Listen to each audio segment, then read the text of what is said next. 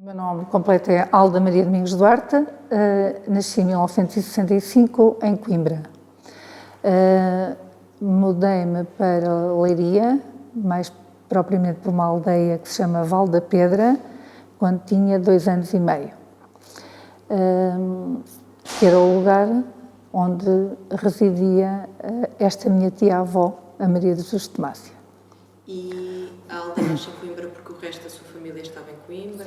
Sim, os meus pais viviam em Coimbra, eram naturais do Val da Pedra os dois, mas por questões de trabalho, quando o meu pai e a minha mãe casaram, foram viver para Coimbra.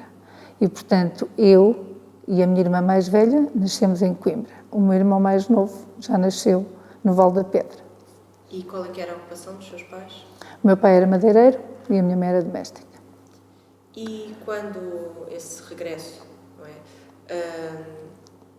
Que diferenças é que sentiu saindo da cidade e vindo aqui para um lugar perto de Leiria? Eu não tenho muita memória porque era muito pequenina,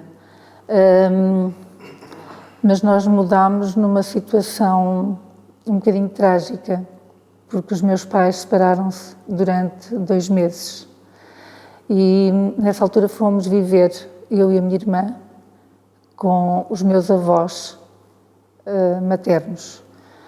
E ficámos, a minha irmã é que tem muitas memórias dessa altura, mas eu não, ela já tinha 4 anos, eu não consigo dizer grande coisa, sei o que me contam, porque não me lembro.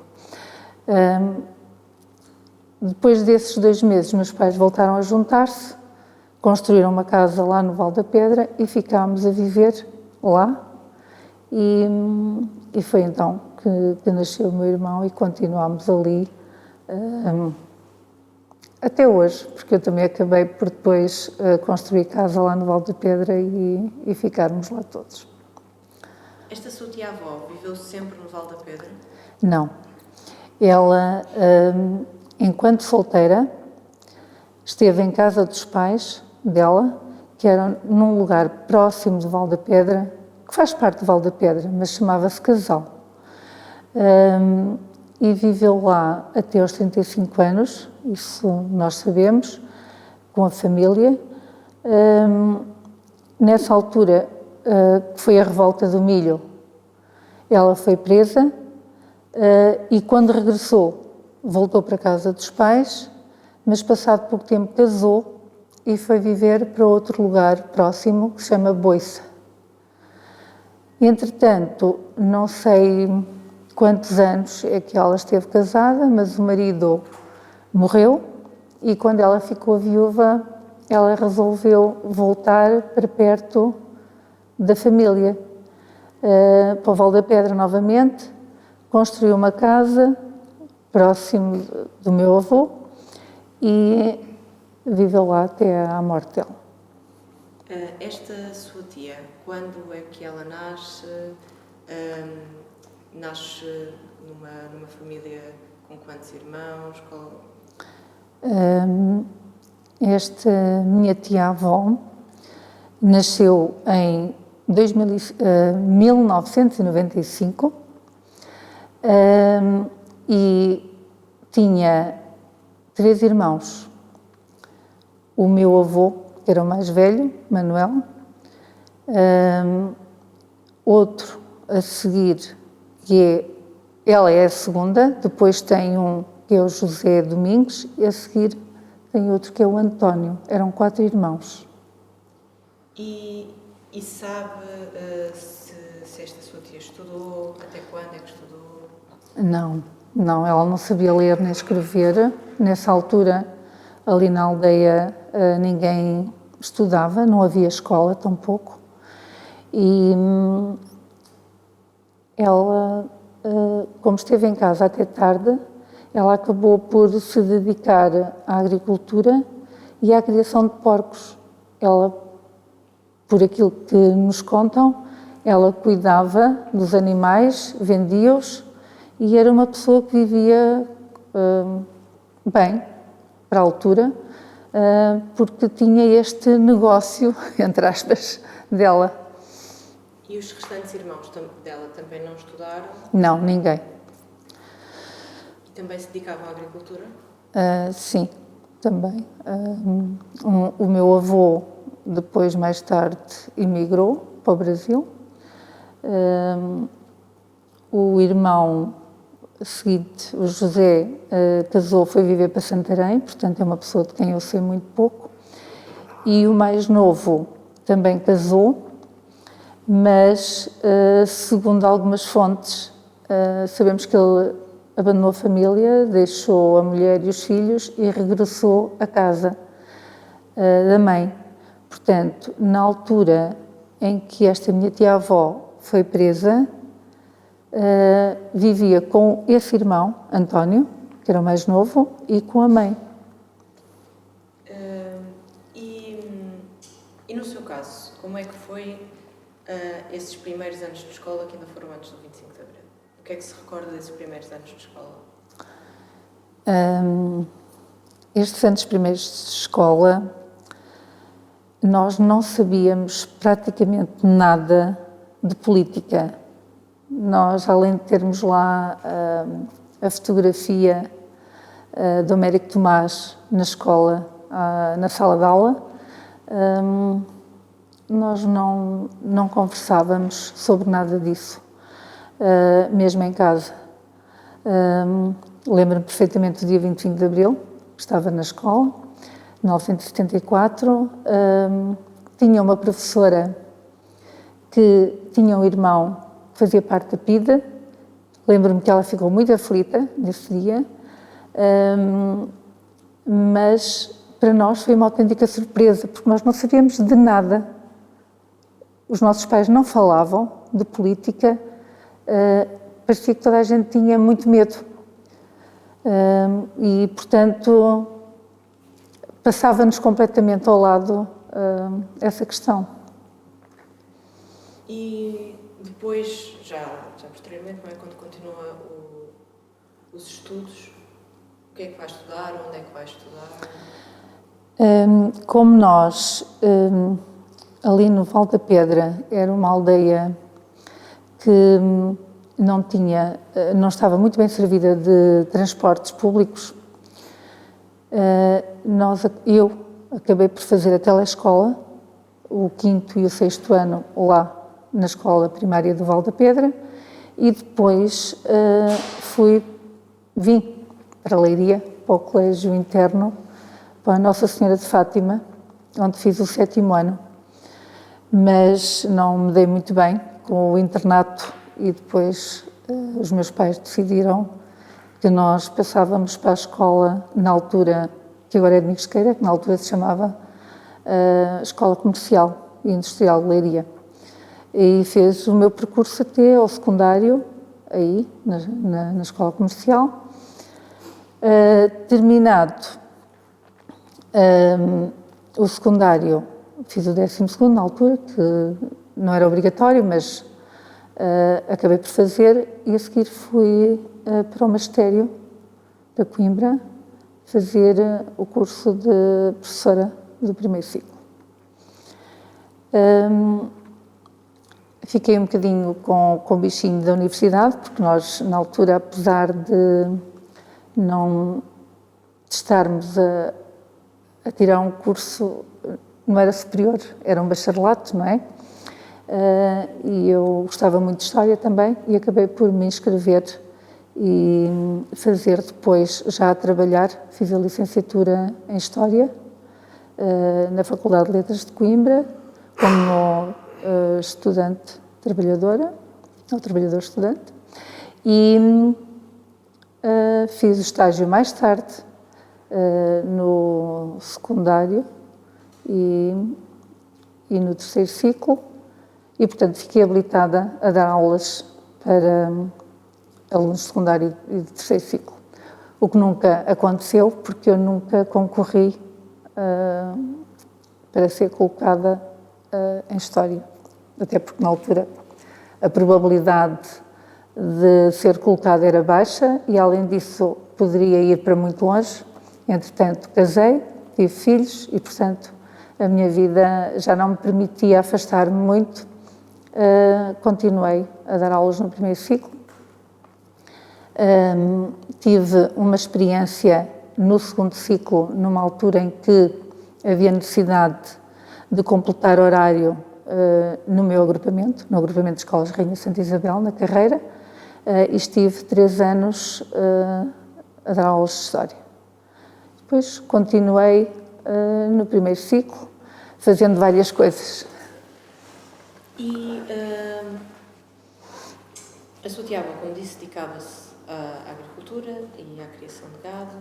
E do que é que, nesse lugar, nessa região, tanto ela como os seus irmãos, que tipo de produtos é que era costume produzirem? Qual é que era, além dos porcos, havia outros animais que fossem criados? Era primordialmente para comércio ou para consumo próprio? Na altura, as pessoas cultivavam sobretudo aqueles alimentos que eram necessários para a sobrevivência. As batatas, o milho, as couves, tudo alimentos básicos. Além disso, além dos porcos, criavam também galinhas e coelhos.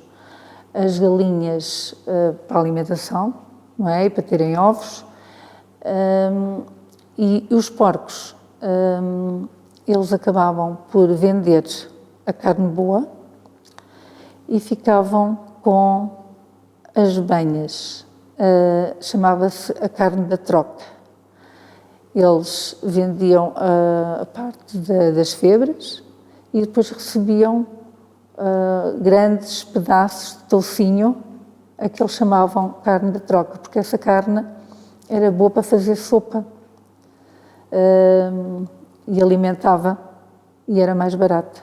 Era uma forma de terem algum dinheiro. Viviam, eu diria, com o mínimo, eu acho. E falou-nos ainda há pouco desta revolta do milho de 1942. Certo. Sim. O que é que nos sabe contar sobre a presença da sua tia nessa revolta, sobre o porquê dessa revolta?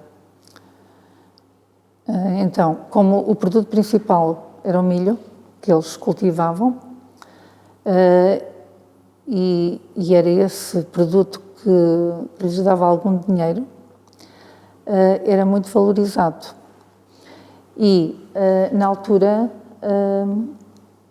o valor do milho estava estabelecido e o Grêmio aqui de Leiria recolhia o milho por um determinado preço.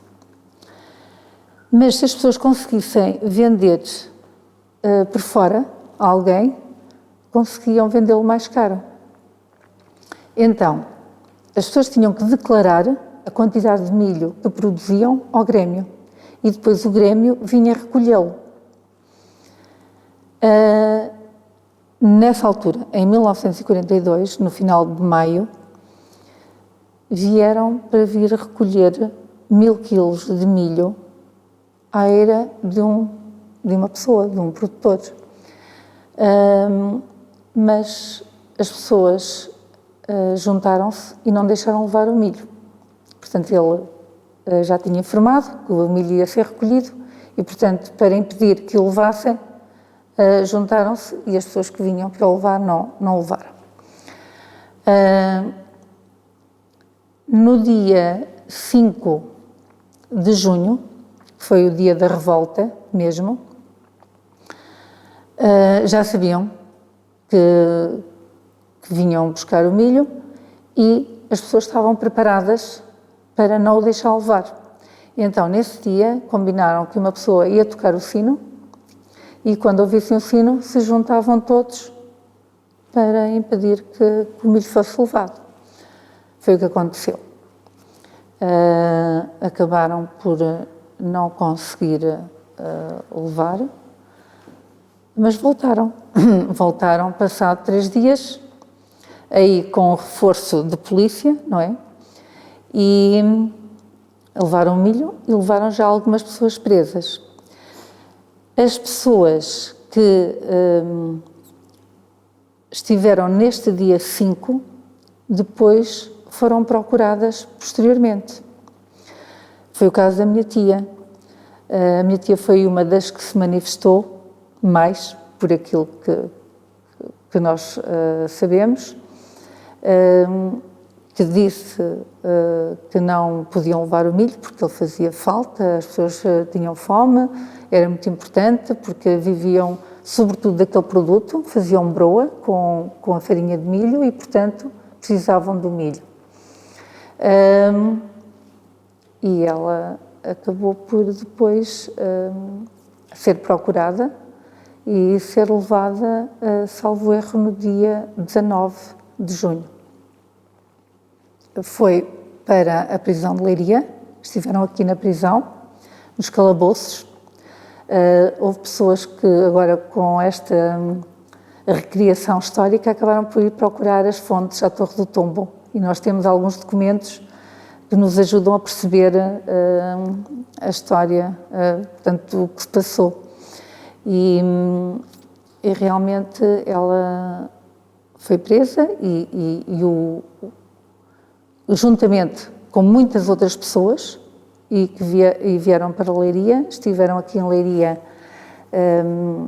ainda há algum tempo. Elas só chegaram a Peniche no dia 16 de julho, portanto, estiveram mesmo só, parece que aqui foram um bocadinho maltratadas, acho que foi difícil este período aqui em Leiria, mas muitas acabaram por ser libertadas e só foram mesmo para Peniche 14, entre as quais ia a minha tia-avó e outra mulher vizinha que também tinha sido acusada. Nesses confrontos e nesses primeiros confrontos, se a sua tia tinha memória de confrontos físicos mesmo, ainda antes da intervenção da polícia, de confrontos físicos entre quem vinha recolher e os habitantes que estavam a defender o milho, se houve algum tipo de, mesmo depois já com a polícia, algum tipo de confronto físico, algum tipo de... Com a minha tia não, ela não teve, nem sofreu, nem fez nenhuma agressão física por aquilo que nós sabemos. Mas ela foi acusada de cuspir num guarda. As histórias que nós fomos ouvindo ao longo do tempo é que ela tinha sido acusada injustamente, porque havia uma mulher que, quando falava, deitava uns pirulitos e não tinha sido ela que tinha cuspido. E, portanto, ela falou, ela manifestou-se, mas, pelo que sabemos, não tratou ninguém mal. E quando, estando já preparados, não é, para essa chegada dos oficiais que vinham recolher os alimentos, havia algumas estratégias de esconder os alimentos, além desta defesa, não é, física e sim. física, alguma estratégia de esconder os alimentos, alguns locais onde fosse costume esconder estes alimentos? Não tenho conhecimento, não. Por norma, penso que as pessoas não escondiam. Podia acontecer, elas tinham, chamava-se dar um manifesto, dizer quantos quilos de milho tinham para entregar ao Grêmio e não dizer o número certo, não é? Pronto, para não terem que o entregar todo. Isso era possível. E sabe se havia uma tentativa de confirmação depois destes oficiais, se esses números batiam certo com a realidade que encontravam? Não tenho conhecimento disso, não. E já agora outra questão, este milho de que fala era levado no seu estado natural ou era levado já moído em farinha de milho? Não, era mesmo milho, sim. E no lugar havia um moinho de... Havia moinhos, sim. E era um moinho de vento? Havia azenhas, moinhos de vento não tenho conhecimento, mas sei que havia as azenhas, portanto os moinhos a água. Mesmo além deste milho que era vendido diretamente ao Grêmio, dentro da população havia o hábito de trocas alimentares dos outros produtos, por exemplo, aqui para a cidade, do comércio desses produtos aqui na cidade de Leiria, ou não? Não tenho conhecimento que as pessoas viessem vender, além dessa carne da troca, não, era mesmo a sobrevivência, acho eu. E entre a comunidade, a nível de trocas de... Sim, isso era comum, sim, as pessoas ajudavam-se e trocavam entre elas. Quando uma tinha produção a mais de qualquer coisa, dava a quem precisava, sim. A sua tia, não é? Além de ter estado aqui e que refere que foi uma prisão ainda complicada, não é? Qual é o argumento que dão para ela ser uma das presas que vai para Peniche, que é mobilizada depois para a prisão de Peniche? O argumento é porque foi uma das pessoas que mais se manifestou. É o que está escrito no relatório dela. E quanto tempo é que ela esteve em Peniche? Ela esteve em Peniche quase um ano, porque foi no dia... chegou no dia 16 de julho a Peniche e eles foram todos libertados no dia... não quer falhar, dia 19 ou dia 19 de junho. Portanto, eles foram dia 16 de julho e voltaram no dia 19 de junho. Penso que é assim. Eu posso confirmar que tinha ali os dados. Se quiserem que vá buscar o meu caderninho, eu posso. Vontade, se quiser, posso? Se preferir ter o apoio, sim, claro. 29 de junho de 1943. É quando é libertada? 29 de junho de 1953 é quando saem em liberdade condicional 13 dos presos. Um ficou porque era considerado o cabecilha da revolta. E este cabecilha, esta organização, foi espontâneo dado à situação? Ou já havia alguma organização entre a comunidade, alguma ligação a algum movimento político? Não. As pessoas falaram umas com as outras no momento, quando souberam que vinham recolher o milho e acharam que era injusto levar porque estavam a passar por um período de fome e de carências, e eles foram falando uns com os outros e juntaram-se de forma espontânea. Não havia ali nenhuma organização.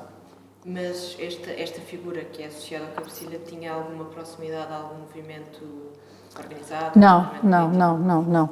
Foi só mesmo a pessoa que se manifestou mais e que orientou os outros no momento da revolta.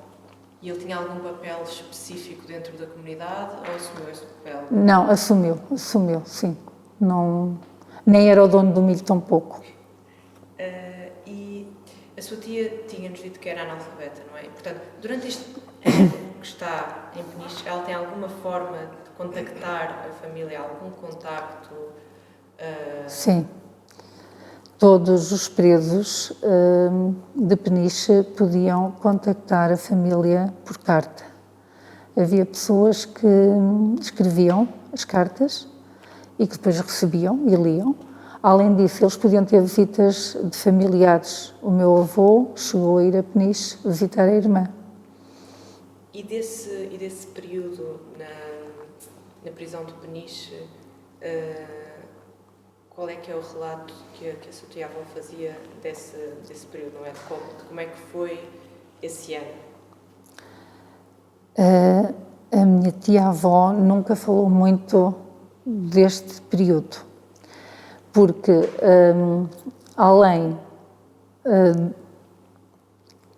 ela tinha medo. Ela, como foi presa numa situação que ninguém poderia prever, não é? Porque as pessoas, apesar de viverem num período em que não se podiam manifestar, eu acho que nunca pensaram que poderiam ser presas só por terem ido ajudar o vizinho para não deixar levar o milho. Então, ela ficou com muito medo de falar.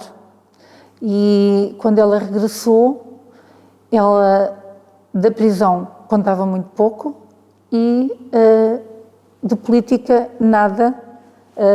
As únicas conversas que ela e eu, as únicas coisas que sabem foram contadas à lareira com o meu avô à noite e olhar para todos os lados para ver se estava alguém que pudesse escutar e que a pudesse acusar de alguma coisa. Eu acho que ela ficou bastante traumatizada com a prisão, apesar de não relatar torturas muito grandes ou grande sofrimento. A única tortura de que ela fala é do sono. Ela diz que sofreu tortura do sono. De resto, ela nunca... Não sabemos se ela não falava da prisão por medo só, ou porque realmente não tinha sido assim tão maltratada porque das outras pessoas que nós conhecemos, que estiveram presas com ela, destes 14 elementos da comunidade, ninguém se queixa de maus tratos. Em Peniche, em Líria não. Em Líria foi duro, mas depois de irem para o Forte de Peniche, eles aprenderam todos um ofício. Uns aprenderam a empalhar garrafões, colocar aquela palha à volta dos garrafões de vidro. Outros eram cozinheiros. Outro sei que era o escrivão, sabia ler e escrever e, portanto, escrevia as cartas dos colegas para a família e depois, quando recebiam, lia. A minha tia, ao que sei, aprendeu a fazer malha, a fazer tricô. Ela fez aqueles canos de lã que se usavam nas pernas para não ter frio. Fez canos para os irmãos, que eram pequenitos, para os sobrinhos, que são os meus tios, os filhos do meu avô Manuel, e sei também que a minha irmã, que foi a primeira neta da família, que também teve casaquinhos de lã e teve botinhas de lã feitos por ela, que aprendeu lá. Sem estar a querer, digamos, romantizar aquilo que foi a prisão da sua tia, o Forte de Peniche, pelo contacto que existia então entre os presos, também foi uma escola de vida, digamos assim, muito. Para a sua vida. Porque ela, de facto, aprende um ofício lá e contacta com outros presos políticos. A sua tia contou-lhe alguma coisa nesse sentido? Não, ela não falava disso. Sabemos só que, como estava, durante muitos anos, nós não soubemos que eram só 2 mulheres que estavam presas em Peniche. Eu, como ela aprendeu a fazer tricô, imaginei que teria sido outra mulher que estava lá presa, de outro lado qualquer, e que sabia. Mas depois, quando tivemos conhecimento, agora, quando fomos pesquisar para fazer então este Teatro da Revolta do Milho, ficámos a saber, ou já antes, que isto já começou antes, a pesquisa já vem de trás, quando nós percebemos que só eram 2 mulheres e as 2 daquela aldeia, de certeza absoluta que não foi a outra que a ensinou. E, portanto, mantém-se aqui esta dúvida: quem a terá ensinado a fazer malha? O que é que eu penso sobre isto? Eu penso que deveria ter sido alguma das funcionárias, alguma das mulheres que trabalhavam lá, no Forte de Peniche, que a terá ensinado a fazer. Até porque há testemunhos que os presos também tinham uma organização própria lá dentro, não é? Com escolas, não eram escolas propriamente ditas, mas pronto, eles procuravam, os presos mais intelectuais procuravam instruir os menos intelectuais, passa a expressão, não é? Sim. Portanto, também havia uma organização dos presos nesse sentido. A sua tia falou-lhe também em alguma coisa nesse sentido? Não, a mim não, mas a minha tia diz que os presos, por norma, estavam juntos. Eles não falam... Alguns até dizem, nós nunca estivemos presos, nós não estivemos numa cela. Nós, um dos homens, que era o cozinheiro, que era lá também um desses, diz que cozinhava, comiam todos juntos e estavam todos juntos no pátio do Forte Peniche. Portanto, eles não estavam fechados numa cela, até porque eles também nunca foram julgados, eles nunca tiveram uma pena. Estes 14 elementos saíram em liberdade condicional, sem nunca terem sido acusados e julgados por alguma coisa. Nesse sentido, Alda, diga-me uma coisa. A sua tia chegou a estar politicamente organizada? Não. Não? Ok. Mas ainda assim, depois desta prisão e desta revolta, ela alguma vez sentiu que tenha sido sinalizada pela polícia política, ou seja, que tenha tido alguma atenção especial e alguma vigilância por parte da polícia política? Eu acho que caíram todos no esquecimento. Assim que foram libertos, nunca mais ninguém os procurou. Até porque, na altura da revolta, foram prendendo algumas pessoas e uma das mulheres, que também estava acusada, não foi encontrada. Fugiu. E andou fugida durante alguns meses. E quando ela regressou a casa, ninguém quis saber, ninguém foi à procura dela, parece que não deram mais importância ao assunto. Na altura prenderam aqueles que entenderam que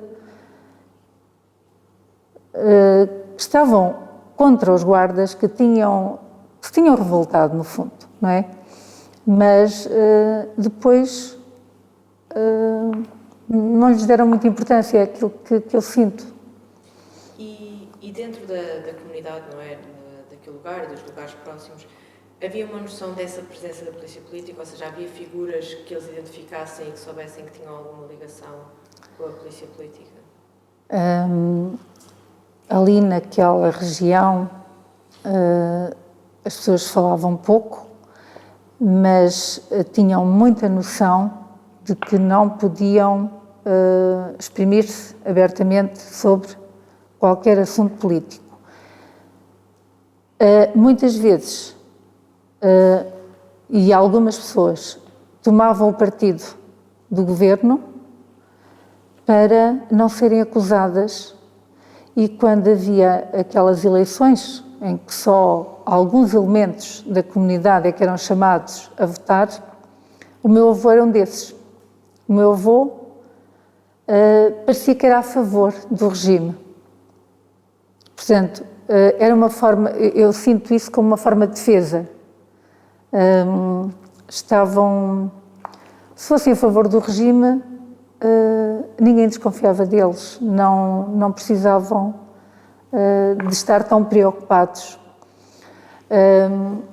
Tenho um tio, o mais novo de todos, que trabalhou na Junta de Freguesia do Souto da Carpalhosa, de que faz parte do Val da Pedra, e ele guardou a urna onde eram recolhidos os votos dessas pessoas.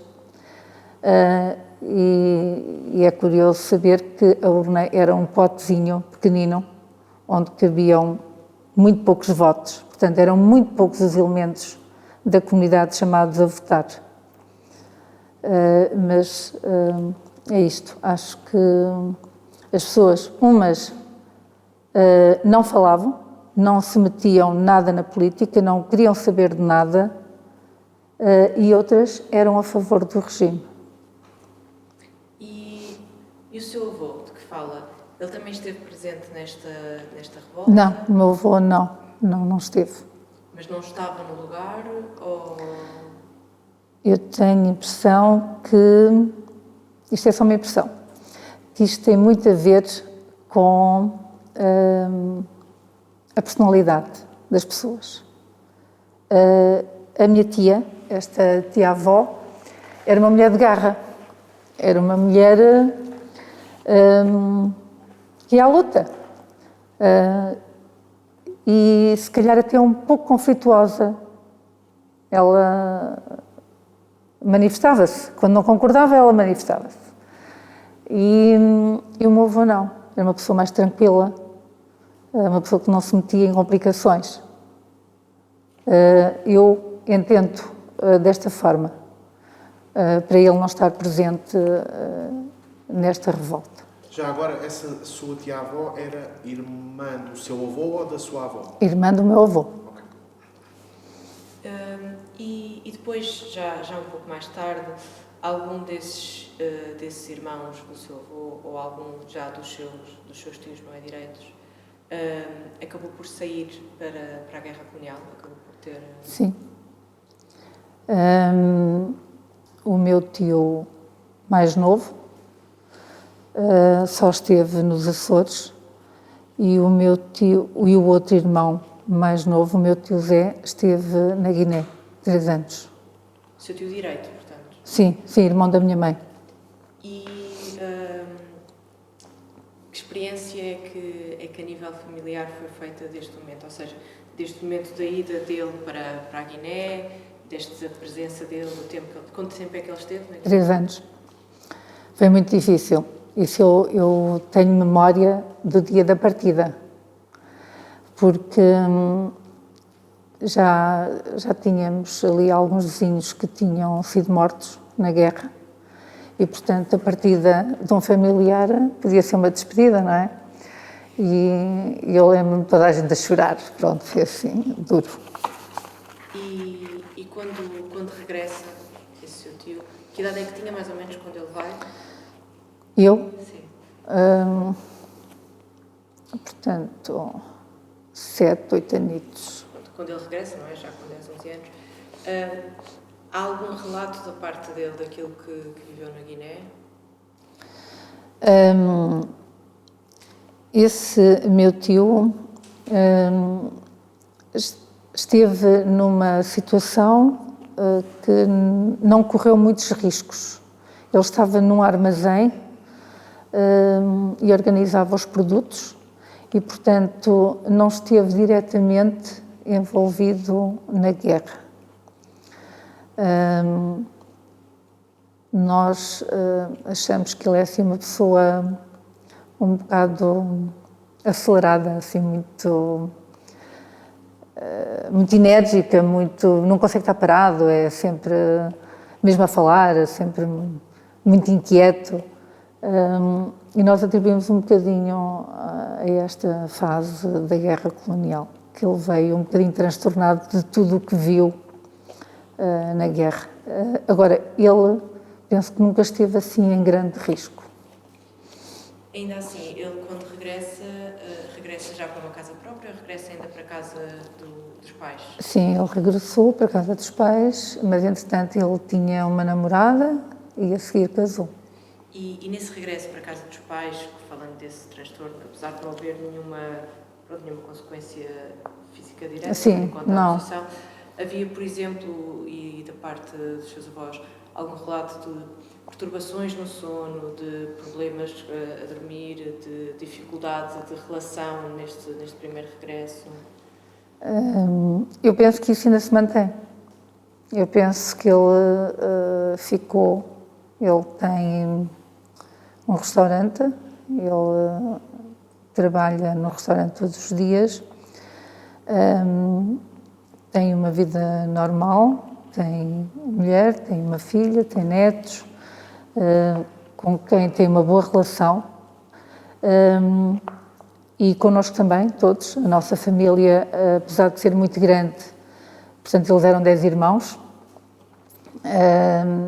e todos sempre se deram bem, temos boas memórias de reuniões de família em casa dos avós e tudo correu sempre bem, mas ele mantém aquela atitude, mesmo quando nós vamos ter com ele, falar com ele, parece que está sempre com pressa. Parece que não consegue estar a falar connosco muito tempo.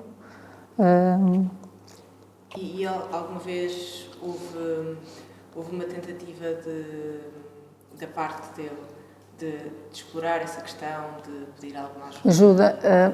Não tenho conhecimento. Eu penso que não. Que ele nunca fez nada para procurar ajuda.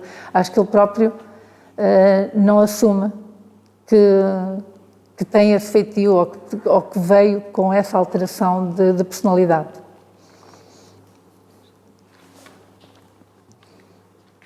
Então, ainda agora, ao 25 de Abril de 1974, tem memórias desse dia? Lembra-se? Lembro, era aquilo que eu estava a dizer, da minha professora, que tinha então um irmão que fazia parte da PIDE, portanto, nesse dia ela estava muito preocupada por ele. Nós estávamos na escola, fomos todos para casa. A minha irmã, que era mais velha, estava em Leiria na escola, portanto, no ciclo preparatório, andava no 5º ano e lembro-me do meu pai a ir buscar com receio que houvesse alguma coisa, porque as notícias chegaram por rádio e, portanto, toda a gente ficou muito alarmada e não sabíamos o que é que poderia acontecer. Então, a estratégia foi recolher toda a gente a casa. Pronto. E foi o que a própria tropa também disse às sim, pessoas. Sim, foi a indicação que deram. É? Sim. Lembra-se de ver algum tipo de movimentação militar aqui em Leiria? Ou na zona adjacente? Não. Não? Lembro-me depois de novembro, em que as pessoas foram todas para a base de Montreal com enxadas, forquilhas, sachos. Isso no 25 de novembro? Sim, no 25 de novembro. De 1975? Sim. Mas antes de irmos ao 25 de novembro, e ainda bem que me falou disso, que assim pergunto-lhe sobre esse dia, como é que foram os dias logo a seguir ao 25 de abril de 1974?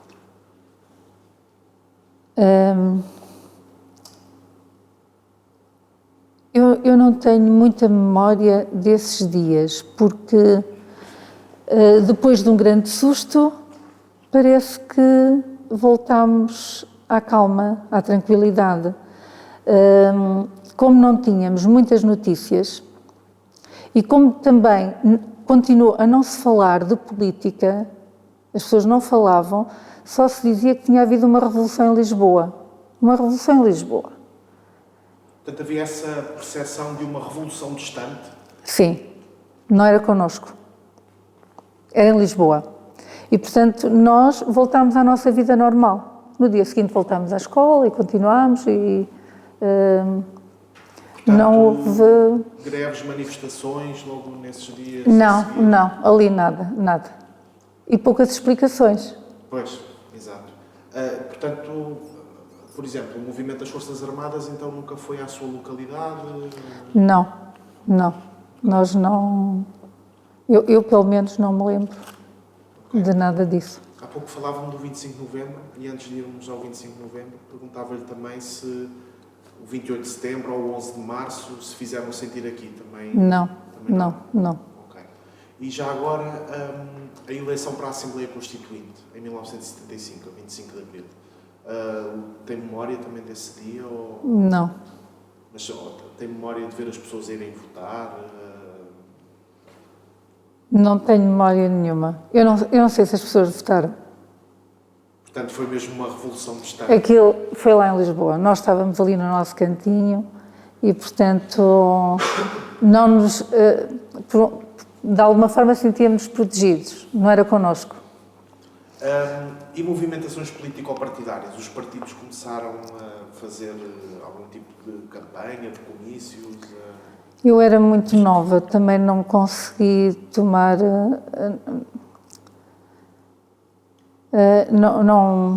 Não me apercebi, digo a verdade, não me apercebi.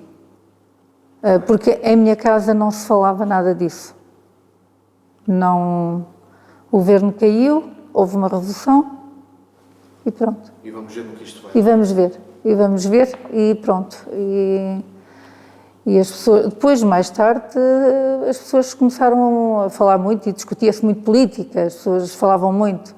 Então este meu tio mais novo, pronto, era uma pessoa que gostava muito de falar política e discutir com os outros e de contrapor e de expor as ideias dele, assim, de uma forma... sim, era assim uma pessoa, pronto, que gostava mesmo desse tipo de atividade. Perfeito. Mas não se meteu em partido nenhum, nem coisa nenhuma. Era só mesmo para conversar. É uma questão de personalidade, como dizia Lá ela. está. E diga-me uma coisa, Alda. A sua tia-avó chegou a ver o 25 de Abril de 1974? Sim, a minha tia-avó, sim, estava cá. Ela faleceu muito mais tarde, mas mesmo após o 25 de Abril, ela continua com medo. Ela mesmo aí, quando queria falar de alguma coisa, ela olhava para todos os lados. Portanto, o trauma da ditadura... Ficou, exatamente. E eu tenho a impressão que ficou para todos ali. As pessoas continuaram caladas, porque não sabiam se, afinal, mudou alguma coisa, não mudou, ou nós temos que continuar aqui todos bem caladinhos e não estarmos contra nada, não nos manifestarmos contra nada. Portanto, isso não só comprova o trauma da ditadura e da prisão, como também da tal revolução distante que acontecia em Lisboa. Certo. Porque se tivesse a nítida percepção de que era uma revolução pela liberdade, a sua tia-avó se calhar também tinha outros maneirismos a falar. Ela e todos. Claro. E todos. De uma forma geral, ali não se sentiu a liberdade ou de expressão ou qualquer forma de democracia, não chegou lá nada. Então, indo ao 25 de novembro de 1965, a Alda há pouco dizia que se lembra desse dia, de ver os populares a ir para a base de Monte Real. Sem perceber muito bem o que é que estava a passar. Porque as pessoas saíram em tratores, caminhonetas e dirigiam-se todas para a base de Monte Real com instrumentos agrícolas, mas nós éramos crianças e não estávamos a perceber o que é que estava a passar. A minha irmã, que como eu disse, já estava aqui a estudar em Leiria, ia a pé, porque tinha que fazer ali um percurso, os nossos transportes também públicos também não eram muito bons, e ela tinha que fazer um percurso a pé até casa. E ela encontrou esses carros todos, com muitas pessoas e com esses instrumentos todos, e ficou muito preocupada e muito atrapalhada. Chegou a casa muito atrapalhada porque algo se passava, mas não sabia o quê. E nós também, na altura, também não percebemos muito bem porque é que as pessoas estavam a ir todas para Monte Real. Mas lembra-se, portanto, de uma grande concentração popular? Sim, muito, sim. Sabe dizer se as pessoas estavam a favor do golpe, contra o golpe? Qual era o espírito reinante da multidão, chamemos-lhe assim? Eu não sei. Na altura não sei o que é que as moveu. Não sei. Ok. Então, a seguir ao 25 de novembro e até aos dias de hoje, como é que, em termos comparativos, a Alda vê Leiria e o desenvolvimento de Leiria?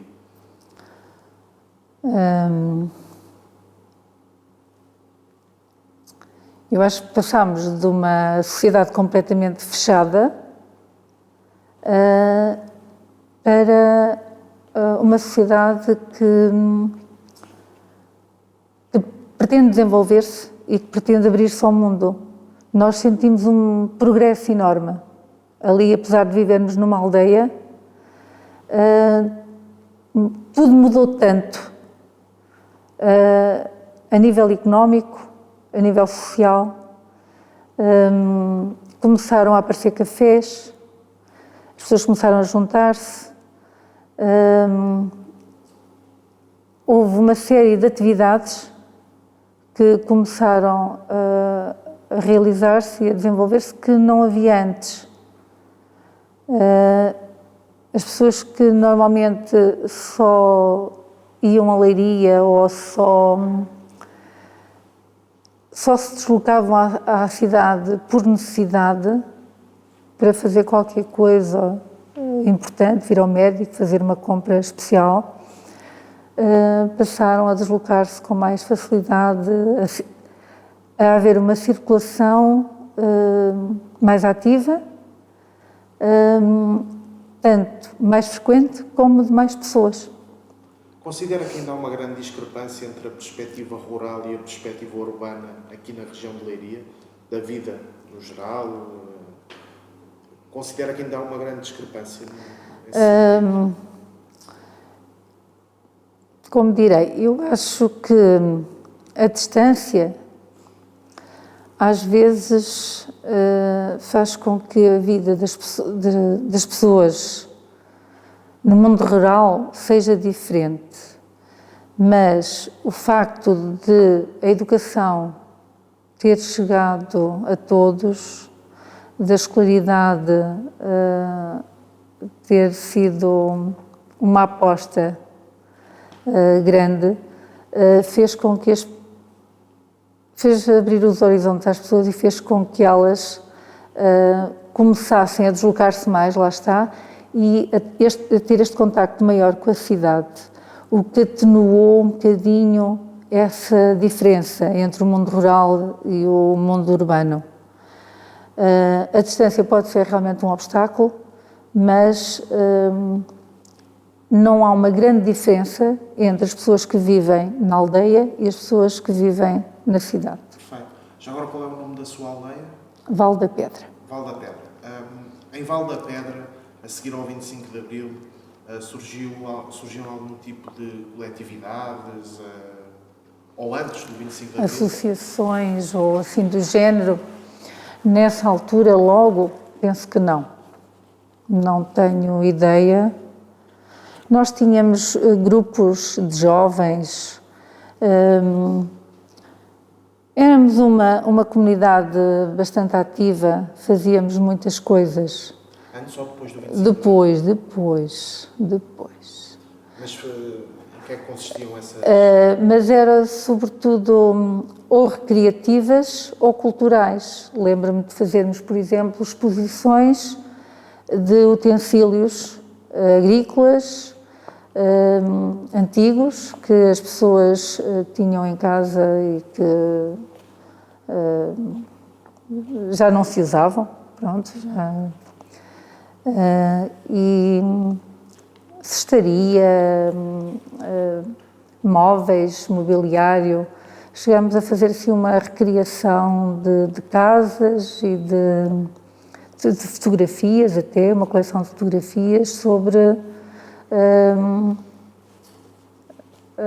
o passado, sobre a forma como as pessoas viviam lá atrás.